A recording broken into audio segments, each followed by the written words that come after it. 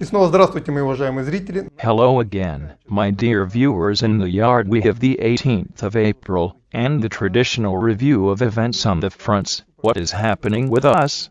I want to immediately comment on yesterday's case of shelling of the checkpoint in the Bryansk region. After my yesterday's video, the residents of the Bryansk region immediately reproached me. Well, how can you say that everything is fine with us if our checkpoint was fired upon? You know, the thing is, when there's some shelling on the front line. Remind you that now the state border between Russia and Ukraine, the territory of the Sumy region, and the northern part of the Kharkov region. And this area is the front line, then this is normal. It was about attacks on the cities of the Russian Federation and acts of sabotage on the territory of the Russian Federation, namely the blowing up of bridges.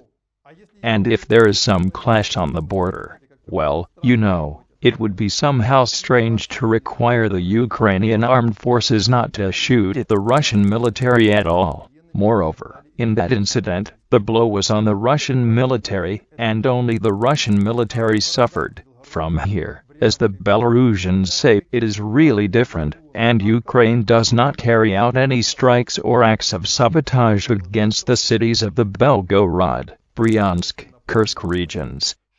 This is a very important moment, which has been going on for the fourth day, and so, with this direction it is clear what's going on in our mainstream. Let me remind you that today, formally, this battle began yesterday, but today everything really became clear. A big battle for Donbass has begun. And the offensive is very wide, powerful in the area of the Izium bridgehead. My respected spectators informed me in the afternoon that battles were already underway for Novaya Dmitrovka. And this is about 8-10 kilometers from the city of Barvenkovo. And, let me remind you, before that, in the Barvenkovo area, Russian troops, in the morning dealt a powerful blow to the headquarters, clusters of equipment, and warehouses of the Ukrainian armed forces.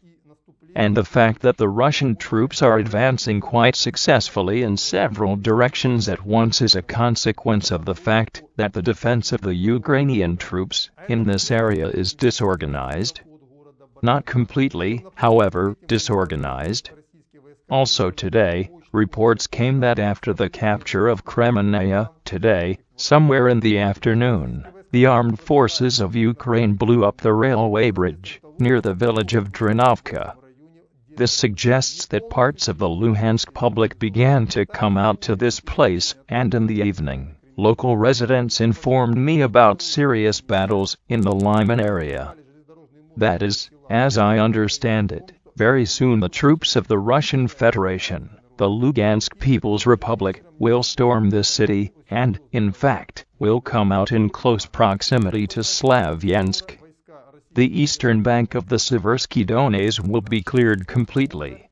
I think that they will even try to force it in order to meet halfway to this grouping of Russian troops, as well as the troops of the Luhansk People's Militia, who are now fighting in the Popasna area, trying to break through the front of the Ukrainian army in this together.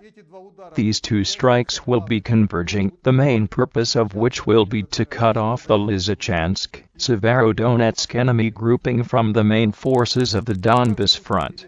Also, very interesting events are taking place in the south, in the area between Gulyaipol and Velikaya Novosyoka. Here, let me remind you, as I already said, a large-scale offensive of Russian troops began. Malinovka was taken, which is located east of Gulyaipol.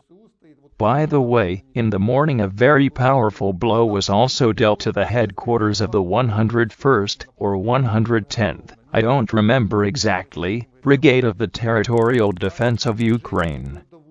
Her headquarters was hit. The blow was inflicted on the places of concentration of troops, and, as a result, the defense of the Ukrainian army in this direction was disorganized. I do not know how far the Russian troops managed to go, but according to my information, The movement is quite intensive. And also, in this direction, the day before, something very important happened, for the first time, but as far as I know, for the first time, Ukrainian soldiers, having agreed in advance with the Russian command, surrendered. That is, not after the battle, but simply agreed in advance and surrendered, and thus ended this war for themselves. A very important event, especially considering that the morale of the Ukrainian army, as already shown by the first days of the battles for Donbass, the armed forces of Ukraine has noticeably decreased, especially in those units where there are a lot of reservists, which, let me remind you, were forcibly taken into the army, and who absolutely do not want to fight. And finally, I want to tell you about the news from Mariupol. The northern part of the Azovstal industrial zone has been cleared, and on the rest of the territory a powerful bombing strike was inflicted. Aviation dropped something very heavy, set fire to the territory of the plant. It burns very well, as we can see. That is, apparently, the blow fell right on target. We will see the consequences of this strike tomorrow. That's about what I can say at the moment.